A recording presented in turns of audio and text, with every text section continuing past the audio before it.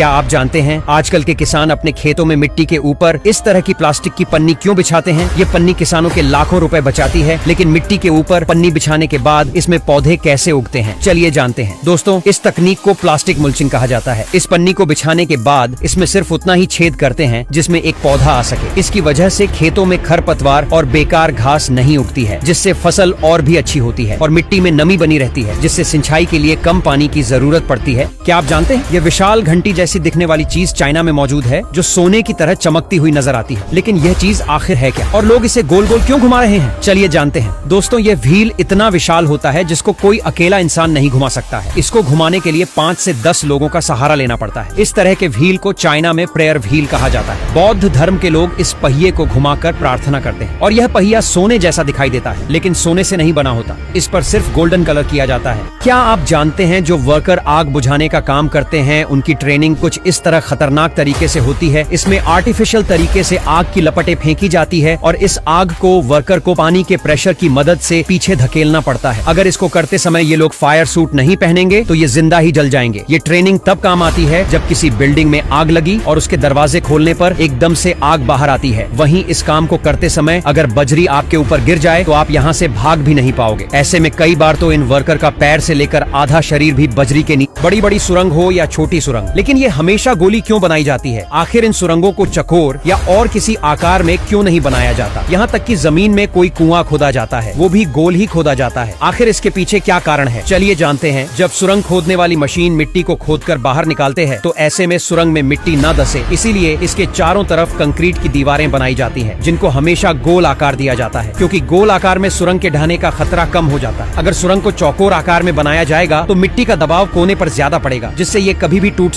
जिस tennis ball से आप क्रिकेट खेलते हो, आखिर वो फैक्ट्री में कैसे तैयार होती है? दोस्तों, टेनिस बॉल को बनाने के लिए सबसे पहले ब्लैक रबड़ को लिया जाता है, जिसको मशीन में डालकर पतली सीट तैयार की जाती है। अब इस रबड़ के छोटे छोटे टुकड़े कर इसे आधे भल के आकार वाले सांचे में रखते हैं, जिसको बंद करके हाइड्रोलिक मशीन के नीचे रखकर दबाया जाता है, जिससे ये रबड़ गेंद के आकार में आ जाता है। उसके बाद बॉल के दोनों हिस्सों को आपस में चिपकाने के लिए इस पर ग्लू लगाया जाता है। अब इस पर कंपनी की ब्रांडिंग कर देने से खेलने वाली बॉल बनकर तैयार हो जाती है। बड़े बड़े क्रिकेट स्टेडियम में जो छोटी छोटी सुंदर घास लगी होती है, उसको कुछ इस तरह मशीन की मदद से मैदान पर बिछाया जाता है, जिसको जब चाहे अपनी मर्जी से निकाला भी जा सकता है। तो आखिर ये घास कहाँ से लाई जाती है और ये असली होती है या नकली? चलिए जानते हैं। तो दोस्तों, जो घास क्रिकेट स्टेडियम में लगाई जाती है उसकी अलग से खेती की जाती है। यहाँ से इनको मिट्टी के साथ काट कर ही क्रिकेट के मैदान में लगा दिया जाता है। नेचुरल घास के इस्तेमाल से जो बॉल खेलने के लिए इस्तेमाल होती है वो जल्दी खराब नहीं होती है। अगर यहाँ आर्टिफिशियल प्लास्टिक की घास लगाई जाएगी तो फील्डिंग करते समय या डाइव मारते समय खिलाड़ियों को चोट लगने के चांस भी बढ़ जाएंगे।